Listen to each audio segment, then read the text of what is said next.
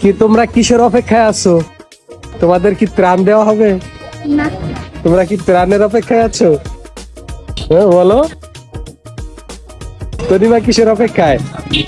যে গিফট আসছে এটা দেখার জন্য। গিফটটা দেখার জন্য। এখন কি গিফট দেয় না? আমরা তো ভেতরে যাই নাই। আমরা এখন ভিতরে যাব, দেখবো যে কুরিয়ার সার্ভিসে আমাদের জন্য কি অপেক্ষা করতেছে।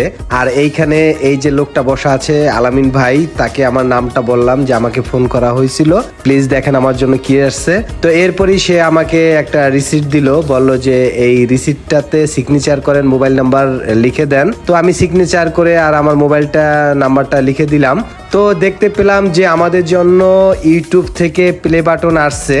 আর এই প্লে বাটনটা কিন্তু আপনাদের ভালোবাসা, আপনাদের, আমি মনে করি না যে এটা আমার। প্লে বাটনটি হাতে পাওয়ার সাথে সাথেই কিন্তু মাইশা অনেক এক্সাইটেড।